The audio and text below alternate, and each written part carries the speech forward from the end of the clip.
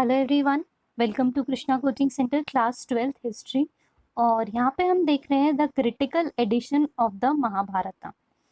सो बहुत ही ambitious project था ये।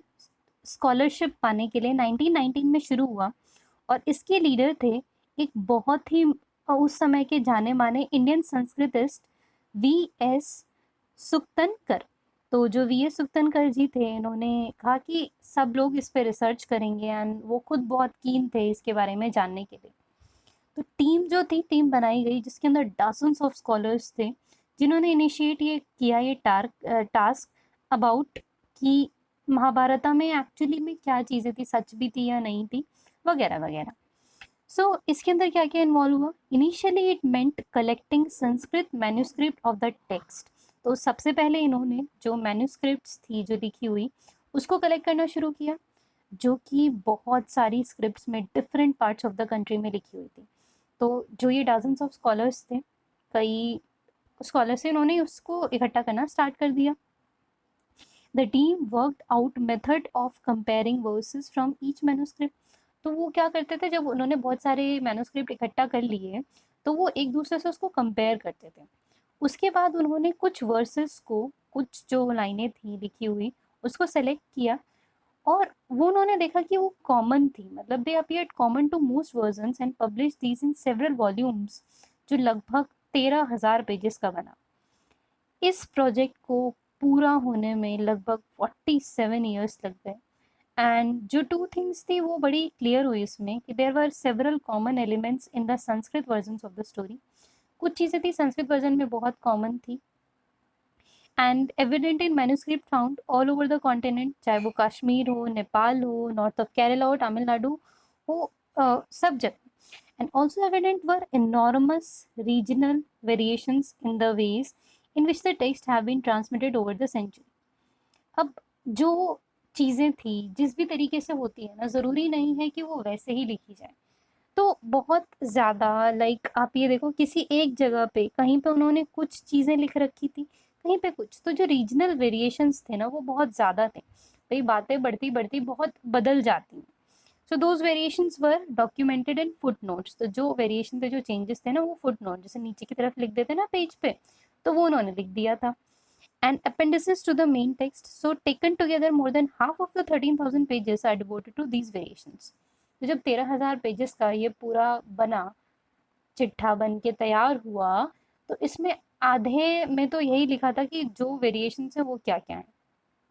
सो इन अ सेंस ये जो वेरिएशंस थी, they were reflective of a complex process that shaped early social histories. तो ये जो वेरिएशंस थे ये क्या रिफ्लेक्ट कर रहे थे कि पहले के टाइम पे भी जो चीज़ें थी उतनी आसान नहीं थी, they were complex processes through dialogues between dominant traditions, ये silent local ideas and practices. तो उस समय जो डोमिनेंट लोग थे, हो सकता है उन्होंने इस चीज़ को अलग तरीके से देखा हो, और जो कॉमन लोकल लोग थे उन्होंने इस चीज़ को कुछ अलग तरीके से देखा हो। So these dialogues are characterised by moments of conflict as well as consensus. तो इन चीज़ों को कैसे समझा गया कि हाँ ठीक है, इसमें कॉन्फ्लिक्ट्स भी थे, बट कई चीज़ें ऐसी थी जो सेम भी थी, तो कंसेंसस भी था, कॉन्फ्लिक्ट्स भी थे। Our understanding of these processes is derived primarily from texts written in Sanskrit by and for Brahmins. तो जो इनकी अंडरस्टैंडिंग थी, या हमारी भी जो इनिशियल अंडरस्टैंडिंग थी, वो उस तरीके से थी, वो उन मैन्यूस्क्रिप्ट पे, उन टेक्स्ट पे बेस्ड थी, जो कि किसने लिखी थी? ब्राह्मण्स ने लिखी थी संस्कृत में। पर जब issues of social history explore किए गए पहले टाइम कि क्यों हम सिर्फ ब्राह्मण की पढ़ी हुई मैन्यूस्क्रिप्ट को पढ़ रहे हैं, क्यों हम लोकल लोगों की बात ही नहीं करें, तो जब ये सवाल उठे तो चीज़ों का एक्सप्लोरेशन शुरू हुआ। तो लोग जो थे वो एक्स्ट्रा एफर्ट डालने लग गए चीज़ों को समझने में, believing that everything that was laid down in this text was actually practised. तो जो इनिशियल लोग थे वो मानते थे कि जो सब लिखा जाता था एक्चुअली में प्रैक्टिस किया जाता था, बट बाद में जो हिस्टोरियंस है उसमें हमें इसमें भी बदलाव देखने को मिलता है। सो सब्सिक्वेंटली जो स्कॉलर्स थे वो अदर ट्रेडिशन को स्टडी करना शुरू किए, जैसे पाली हो गया, संस्कृत हो गया, तमिल हो गया। सो ये जो स्टडीज थी, they indicated that the ideas contain in this normative Sanskrit text were on the whole recognised as authoritative. They were also question and occasionally even rejected. तो जब नए सिरे से आप कोई चीज़ पढ़ते हो, समझते हो, तो उन्होंने क्या सोचा, उन्होंने क्या कहा कि हो सकता है ये चीज़ें जो हो वो सही ना हो, कुछ ने तो इनको थ्योरीज को रिजेक्ट भी कर दिया सबूत होने के बावजूद भी। So it is important to keep in mind as we examine how historians reconstruct social history. तो हमारे दिमाग में ये सब ज़रूर फिट होना चाहिए कि किस तरीके से सोशल हिस्ट्री को क्रिएट किया जाता है।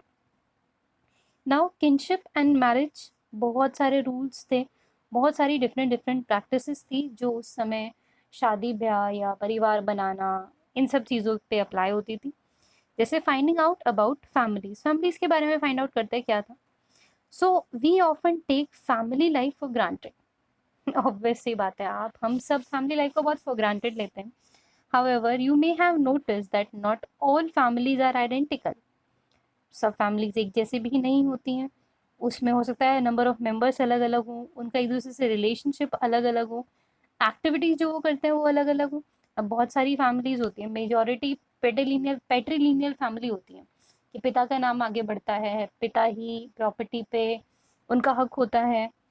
बट बहुत सारी फैमिलीज ऐसी भी हैं जो मैट्रिलिनियल है, माँ का नाम होता है। कुछ फैमिलीज जॉइंट हैं, कुछ न्यूक्लियर हैं, तो there are differences. So often people belonging to the same family share food and other resources and live work perform rituals together. जो फैमिलीज हैं वो लार्जर नेटवर्क का पार्ट होती हैं। सो वो जो लार्जर नेटवर्क है जिसमें फैमिली है, रिलेटिव्स हैं, उसके लिए एक टेक्निकल टर्म यूज करते हैं, दैट इज किनफोक, जो जिसमें सब लोग ही आ जाते हैं। So while familial ties are often regarded as natural and based on blood, जो किनफोक होते हैं वो अलग अलग भी हो सकते हैं, जैसे कजिन्स हो गए, कई में ब्लड रिलेशन होता है, कुछ में ब्लड रिलेशन नहीं भी होता है। अर्ली सोसाइटीज के लिए historians can retrieve information about elite family Fairlie easy. So it is, however, far more difficult to reconstruct the familiar relationship of ordinary people. तो भाई जो हमें सब चीज़ें मैन्युस्क्रिप्ट्स मिलती हैं, इंस्क्रिप्शंस मिलते हैं, सबूत मिलते हैं, उससे ये तो पता चल जाता है कि जो लोग उस समय सोशल पोजीशन जिनकी हाई थी उनका परिवार कैसा रहा होगा। लेकिन जो कॉमन लोग थे वो कैसे रहते थे ये पता कर पाना काफ़ी मुश्किल था। So historians also investigate and analyse attitude towards family and kinship.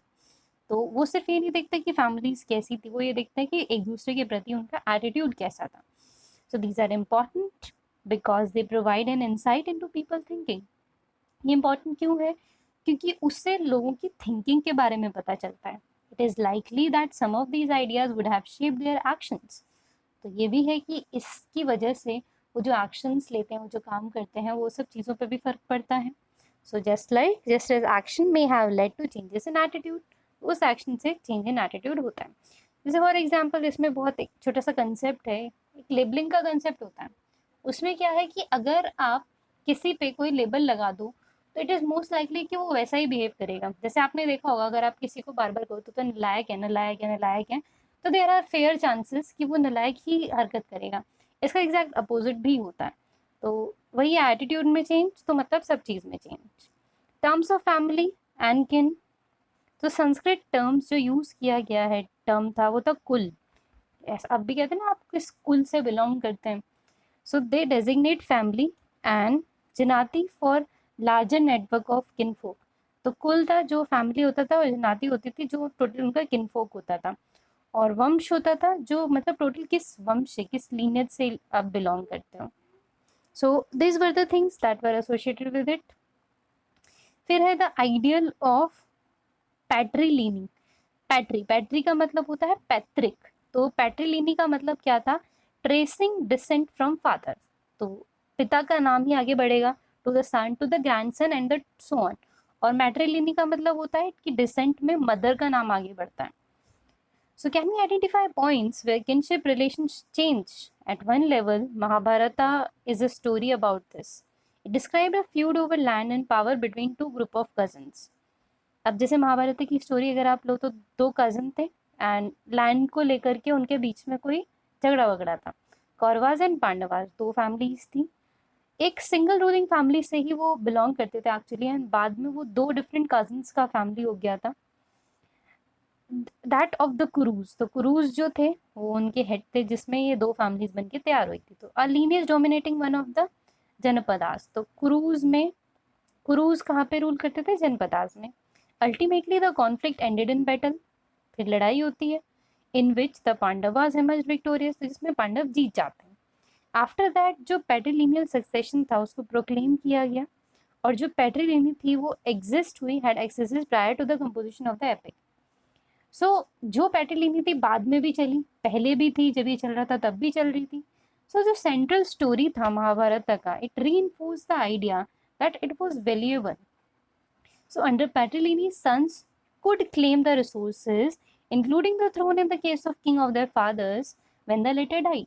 तो क्या कह रहे हैं कि जो पिता की प्रॉपर्टी है, जो लैंड थी, उस पर बच्चों का हक होता, तो बच्चे उसके लिए लड़ भी सकते थे, तो ये उसका सेंट्रल आइडिया था।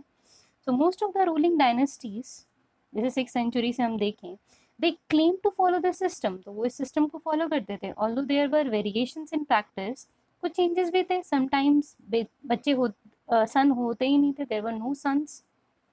इन सम इंस्टीट्यूशंस ब्रदर सक्सीडेड, तो अगर डेथ हुई किंग की तो उसका भाई जो था वो किंग बन गया। समटाइम्स जो किंग्समैन होते थे वो थ्रोन ले लेते थे, एंड बहुत ही एक्सेप्शनल सर्कमस्टेंसेज में जैसे वुमेन थी वो पावर लेती थी, जैसे प्रभावती गुप्ता के बारे में हमने देखा था, पर ये बहुत रेयर होता था, वुमेन को नहीं सपोर्ट किया जाता था उस समय। So the concern with patrilineal was not unique to ruling families. It is evident in mantras and ritual texts such as Rig Veda. तो इसके बारे में ऋग वेदा में भी लिखा हुआ है। It is possible that these attitudes were shared by wealthy men and those who claimed high status, including Brahmins. So ये possible है कि जो attitude था ये अमीर लोगों में भी यही होता था, भाई राजा वगैरह में है तो रिच में भी यही होता था, और जो ब्राह्मण्स वगैरह होते थे वो भी यही मानते थे। सो दिस इज द कुरु पंचाल रीजन, और नेबरिंग एरिया है ये, कोशाला है, अयोध्या है, साक्य है, ये सब चीज़ें। फिर है प्रोड्यूसिंग 5 सन्स। सो एक छोटा सा एक्सट्रैक्ट है, that is here is an excerpt of mantra from Rigveda which was probably inserted in the text 1000 BCE। तो ये एक्सर्प्ट मंत्रा है ऋग्वेद से, माना जाता है 1000 BC में इसको लिखा गया था। To be chanted by a priest while conducting the marriage ritual. तो it is used in many Hindu weddings even today. ये कुछ मंत्रास हैं, ये तब बोलने जाने चाहिए पंडित को जब शादी हो रही हो, during the Hindu weddings. I free her from here, but not from there. I have bound her firmly there, so that through the grace of the Indra she will have fine sons and be fortunate in her husband's love. So Indra was one of the principal deities, a god of valor, warfare and the rain. Here and there refers to the father's and husband's house respectively. तो एक मंत्र है जो बोला जाता है इस तरीके से कि मैं इसको यहाँ से फ्री कर रहा हूँ, जो यहाँ से मतलब पिता के घर से इनको फ्री कर रहा हूँ, लेकिन वहाँ से नहीं, वहाँ का मतलब हस्बैंड के घर से नहीं, मैंने उसको वहाँ पे बाउंड कर दिया है हस्बैंड के घर पे, सो दैट जो अब इंद्र भगवान हैं, जो इंद्र को भगवान मानते हैं, देवता मानते हैं हिंदू वेडिंग्स में, तो वो उनको बहुत बढ़िया पुत्र प्रदान करें, एंड वो फॉर्चुनेट इनफ हो कि उसको अपने हस्बैंड का प्यार मिले। तो in this context of mantra जो इम्प्लीकेशंस है marriage from the point of view of the bride and groom, they are the implications identical और देयर डिफरेंसेस। तो इस मंत्रा को पढ़ के बहुत डिफरेंट फीलिंग्स हमारे मन में अराइज हो सकती है। देयर में भी लाइक कि ऐसे कैसे एक जगह से लेके दूसरी जगह दे रहे हो, चीज़ थोड़ी है। दूसरा क्या हो सकता है आप में कि wow that's so good, rituals होते थे, सब चीज़ें हुआ करती थी और कितनी बढ़िया बात होती थी। तीसरी चीज़ थी रिलीजियस एक्टिविटी थी, उस समय होती थी, अब भी होती है, बट अब उसके फेसेस अलग हैं, अब कोई इतना ध्यान से चीज़ें नहीं समझता है। तो there could be various context जो आपके दिमाग में आ सकती है। नाउ सोर्स 2, इसको हम कवर करेंगे अपनी अगले वीडियो में। Thank you so much.